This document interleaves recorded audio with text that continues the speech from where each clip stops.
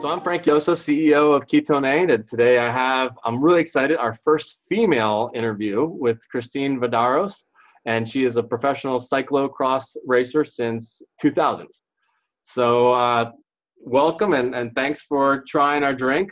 Normally we require that people try it on a practice, and you instead tried it on a actual performance, but you said that on an actual race, but you said that race was a small one, so it counted like a practice anyhow, right?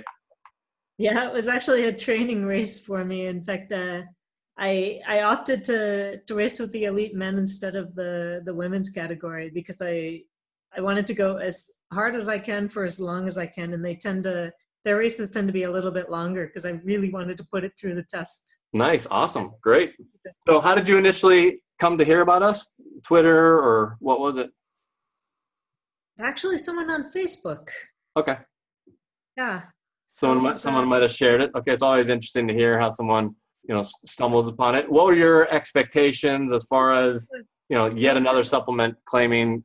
Actually, our slogan is no claims, just results. But what was your expectation about this thing that you'd maybe seen some interviews of people that had said that it worked for them? Well, I was fascinated. I switched over to a ketogenic diet as of like last week of May. So Okay. I think for 3 months now I've had a ketogenic diet and a vegan diet on top of that. Right. And so I naturally started looking into everything. I also give talks around the world on sports nutrition. Okay. So I was particularly intrigued by what everyone was saying about ketone esters.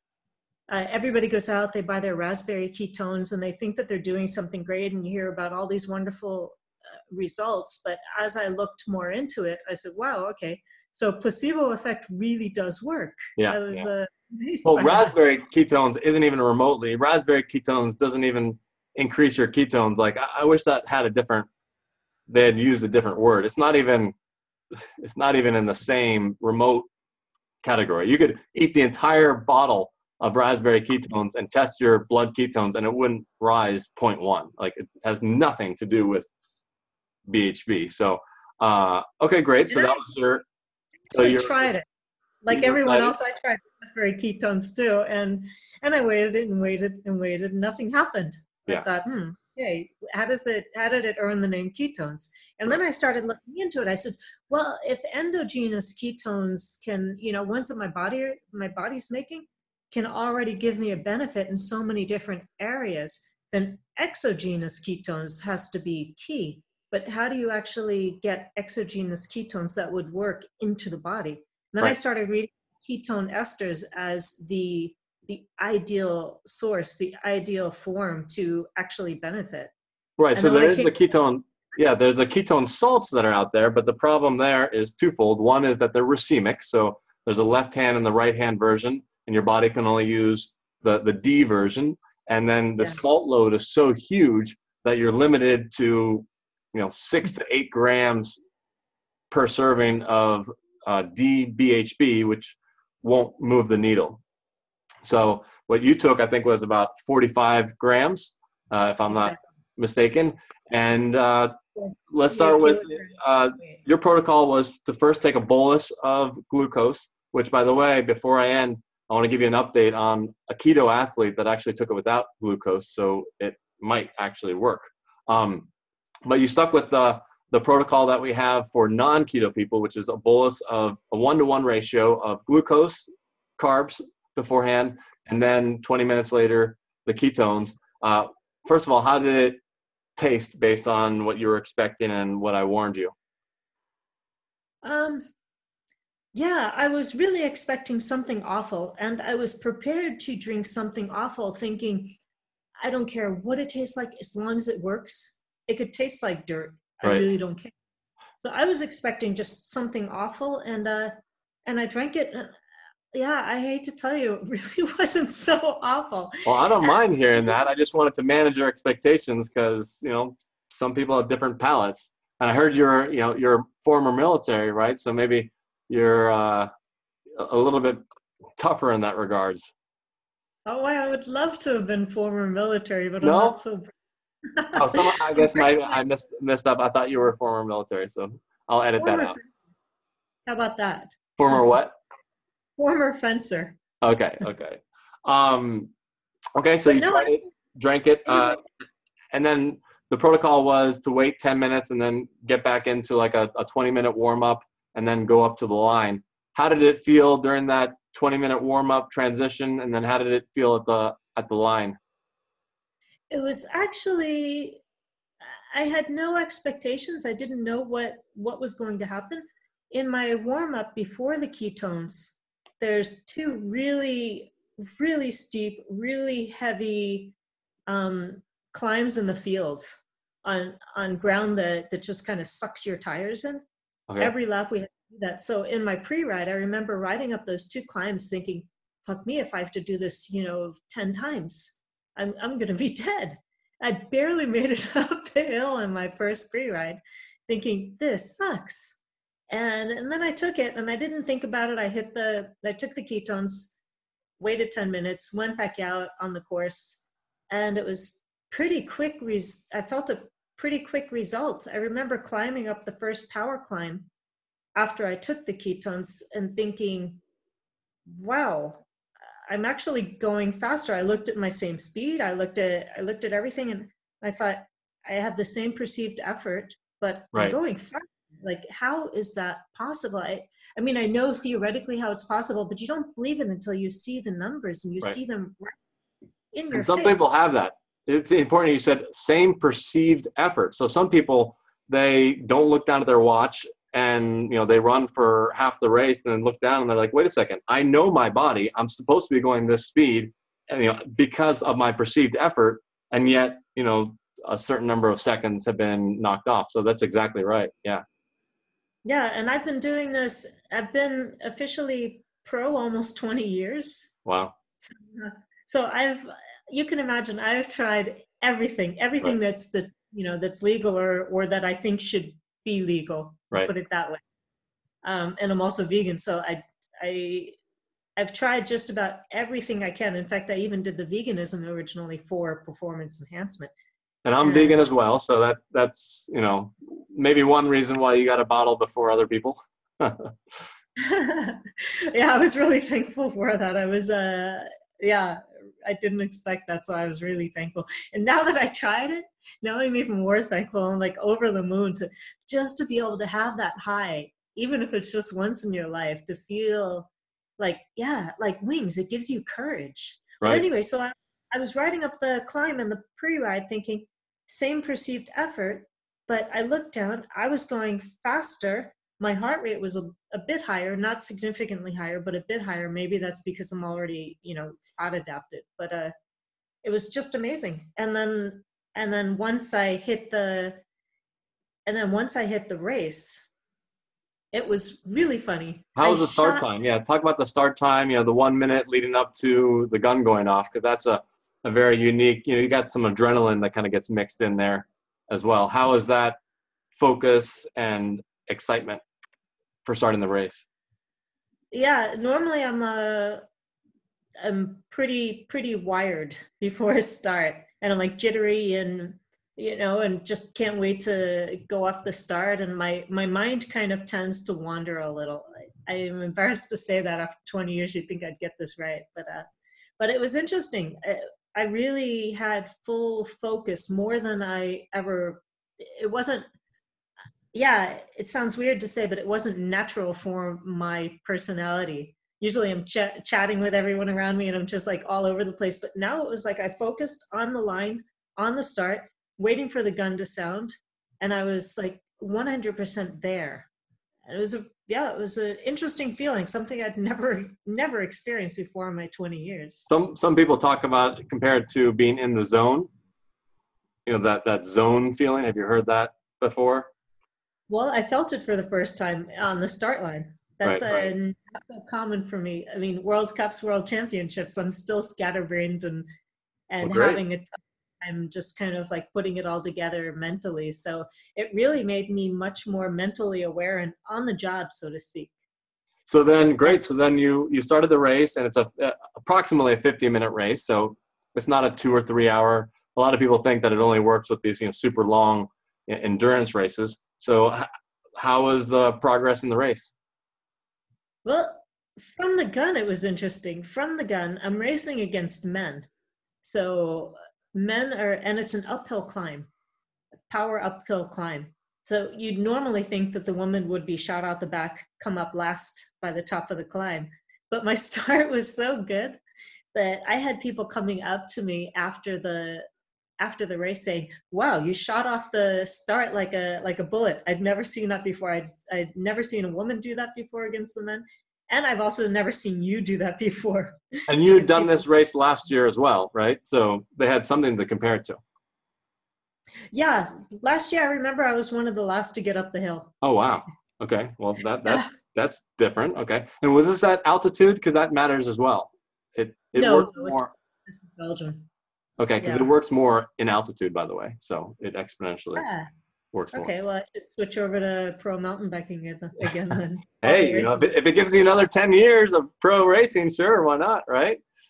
Why not? Yeah, it really does buy you time, I could tell. But what I thought was interesting was just the idea that it could actually give me something that I didn't have before. And you also have to remember, the last time I did this race, I was maybe not 2 times more fit, but I was fit. I was primed for the season. And you're at your peak, right? You're peaking at that time. Yeah. Yeah. Last year I was. This year, not even close. I'm going to peak like close to November, December. I'm not even close to peaking. Right now, I'm, like as they say, fat and out of shape. Yeah. I'm still like whatever. It's all relative. For me, I'm fat and out of shape because I should be 70% body fat. But so that I thought was amazing because I never expected to be so fast off the line when I have, half the fitness that I should have at this time compared to the last time I raced. Well, sometimes we've actually heard that the upper limit of speed actually is hindered. I think I warned you about that. I said your 95 to 100% speed might not be there. Your power might not be there, but you might be able to sustain a 90 to 95% effort longer. But it seems like that didn't happen to you, so that's great. No, I don't know what you put in that drink, but it seemed to be like rocket fuel for me. And it didn't quite even taste like rocket fuel, so that was also a pleasant surprise. So how did you have, you had some cognitive tests because you've got to, jump off the bike, jump over logs, find lines. How is your vision and how is it cognitively in the race? Well, I didn't crash. That's already a plus. Uh-huh. And I also saw a lot of people flailing in certain sections, and I cleared it fine, no problem. I was even able to. What was really shocking was they had a sand section. There's always a sand section in Belgium, and it's like knee deep sand. We're not talking about like a few pieces of sand but like an actual sand section, big thick sand. And 3 of the laps, some guy T-boned it like right in front of me as we're going into the sand section. And there's like lines and you have to follow exactly in a line or else your bike turns. And on 3 of the laps, some guy just like T-boned it, missed his line because he couldn't stay in his line. And I had to, at the very last second, try to somehow get around him. So you're talking about like precision work. Quick acting, yeah. To another line and you have to hit it just so your front wheel doesn't turn and you're not on the ground sitting alongside the guy. So and all 3 times, no problem. I even heard a few whoa. Nice. As people were watching me, maneuver around the guys. And also really, you're a Strava user, so and you said you got the Queen of the Mountain on Strava, which I'm embarrassed that I had never heard of until you even made fun of me saying, no, you know what that is, right? And I felt really. I thought you were pulling my leg. Maybe you shouldn't admit that. It's okay. It's not as big in the U.S., I think, as it is, in Europe. Oh, it's bigger in America than anywhere else. Okay, well, sorry. Okay, I'll edit that out. Yeah. But so how are did you have Strava results from last year? to compare to, or? Well, it's hard to say because all the top international women don't show up to this race. Okay. So that's why I race with the men, because if I did the women's race, then I would have won easily. Right, but So couldn't you compare your times on the Strava versus your race last year in the same course? I could, but when you're talking about cyclocross, it's really difficult because you're talking about if it's rained, if Okay. it didn't, Okay. if it changed the course a little bit, You it's did not. notice your beats per minute. I think you had done some numbers on that. That was surprising. That just shocked me to bits. I was last time I did the race, I was in top form, so normally I can have a higher heart rate average, Right. and my heart rate is never high. At night it's super low, but it also never goes high at the top end. And last time I did the race, I was peak form, 166 beats per minute average, and this time I was also something like 165 beats per minute average. So I was actually surprised that I could hold such a high heart rate. How much without higher was that than you were expecting? Like 6 to 8 beats higher? 156 was my expectation going into the race. Okay. Great. That's 10 beats. Yeah.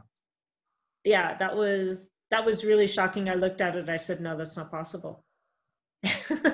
Yeah, I really was shocked. And But how was the last 15, 20 minutes where you might normally get lactic acid buildup? Or tell me, what do you normally feel in the last 15 minutes, and how did this feel? It was really weird. The whole race, I kind of felt like I was like in not a daze, but I guess, yeah, I was in the zone. It was really strange. Like I'm like the worst mentally. Like in the middle of a race, and all my girlfriends who I race with are always laughing at me because I'm always like, hey, and I'm always talking, and I'm like, oh, okay, I'm on your left side, or oh, this is fun. During the race, it could be a World Cup, whatever. I'm Little Miss Chatterbox, which is not good. I Right. shouldn't be admitting this, but that's something that I don't like about myself. But what this drink did for me, which is something I never experienced before, was I was in the zone from beginning to end, and it never stopped. It never let down. It never let up. I just continued to ride my hard pace from beginning to end. It wasn't like I was thinking, oh, I hope this race is over soon. I hope it's the last lap because I'm dying. I Right. never had that feeling of I can't push anymore, or I can't go anymore, or stop this pain. It was, yeah, it gives you courage and it gives you wings. Well, that's another company's slogan, so we can't use that. The wings. But it do you gives normally, at the end of a race, do you ever have lactic acid buildup?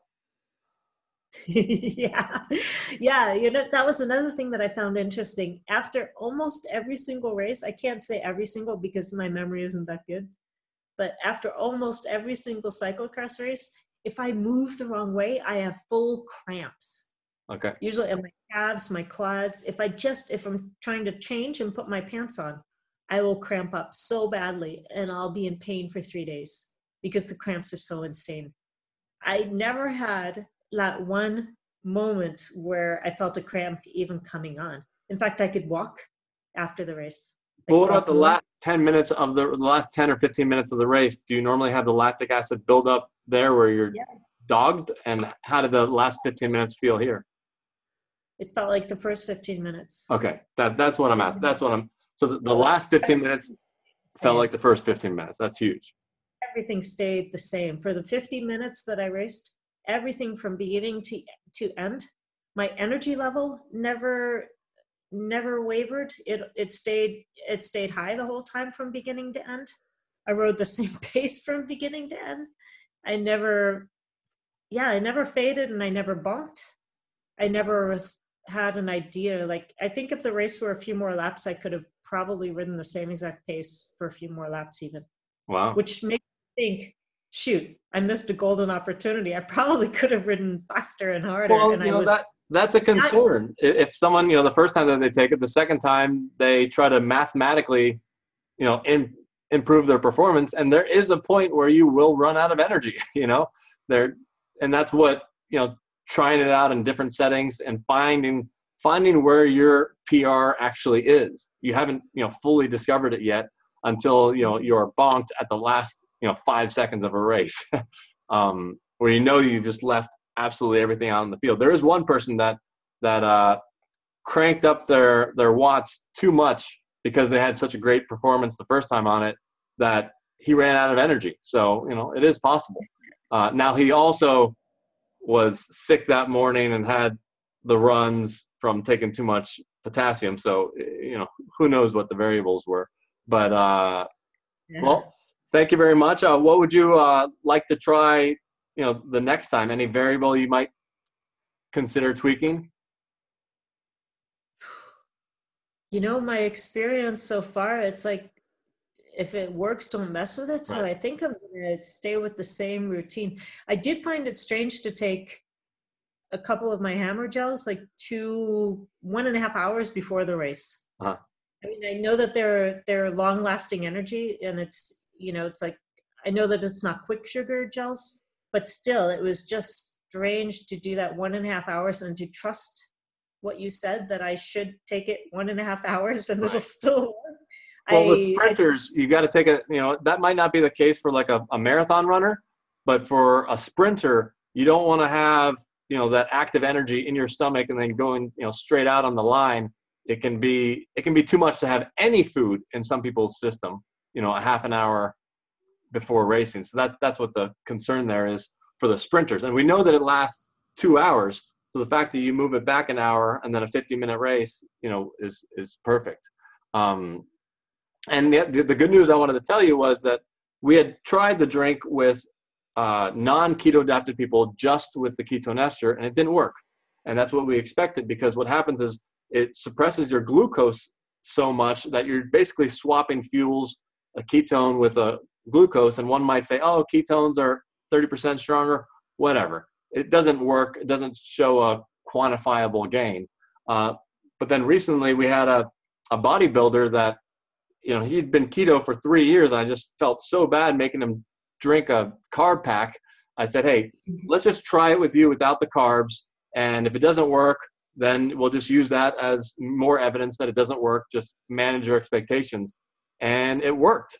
It worked for him. It might be that he's able, because he's keto adapted, he's able to use the energy without, the wrong insulin spikes, whatnot. But he was extremely excited about it. Follow it on Twitter. He just posted a reviewed video of him drinking it, but then tomorrow he'll be posting his actual performance stats on it. So that would be one thing that you might want to try on a practice, which is, without the carbs, if that's more in tune with your vegan keto lifestyles, it might be something to try. So, well, my hammer gels are all vegan, so that's already. well, I meant keto, but the hammer gels aren't keto because it's a carb load. So if you wanted to try without carbs, or hey, if it isn't broken, just stay with the same thing, and that's stick with that. Well, I'm curious to see how it goes in China this weekend. I leave in 2 days, so I'm curious to see how the first 2 UCI Category 1 races go against Nice. the big girls. And Well, to see how for that one, I would definitely stick to the exact protocol that worked, and maybe later on, if we get you more, you can practice and see what happens by itself. Any last words on people that might be wondering, is this stuff real, and also having tried 50 other products, what final message you might have? Actually, I wanted to tell you one more thing that I noticed that is very strange.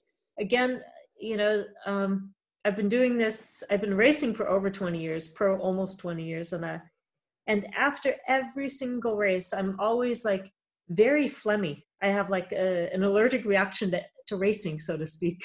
Okay. And I'm always spitting and coughing, and from right after the race for the next day. And this is the first time, and I just noticed it yesterday, this is the first time that never happened. I have no idea how that worked, how KetoneAid was able to do that for me, but that's the only thing that changed different in my routine. Yeah, that was like an extra perk. I really, really was not expecting that. I was also really, really not expecting to do as well as I did in the race. It's not on paper. There's no way that it could have been possible to ride that fast in that race with what preparation I've done beforehand. Well, I'm excited to see what happens. Excited to see what happens in China. I am too. And and regarding does this product work? Fuck yeah. I can't imagine anything that could even come close to matching this. That's legal. I mean, there's probably things that are illegal, Right. I wouldn't even, but that goes against my vegan lifestyle.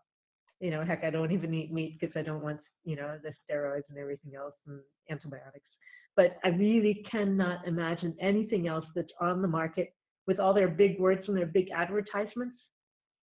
I can't imagine any of them even touching what KetoneAid has done for me in my race. That's just not normal. Yeah. Like we say, one last question: How is your next day recovery? Are you normally wobbling around sore, or how is that? I went to the gym. So I guess what do you normally do? Are you normally? And I rode my heavy fixed gear bike there. So yeah, that was no problem. No, normally I wouldn't go to the gym the day after the race. Normally That's what I'm asking. Yeah. So normally you'd be exhausted. This is also Eurobike week.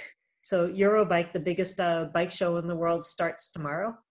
And a few of my clients are exhibiting at Eurobike, which means that I also have to write brochures in a day. I have to write press kits in a day. I'm like really, really, really busy. And thankfully, with the KetoneAid, the next day I was able to write. In fact, the next day I wrote a whole entire brochure from scratch in one day. Nice. A whole entire brochure. Yeah, that was amazing. I never expected to be so productive. That's not normal. So thank you for that. And all right, well, thank you very much. We'll wrap this up. Okay, thanks so much for your time, and thanks for the product. You guys did it good. Thumbs up. Thanks.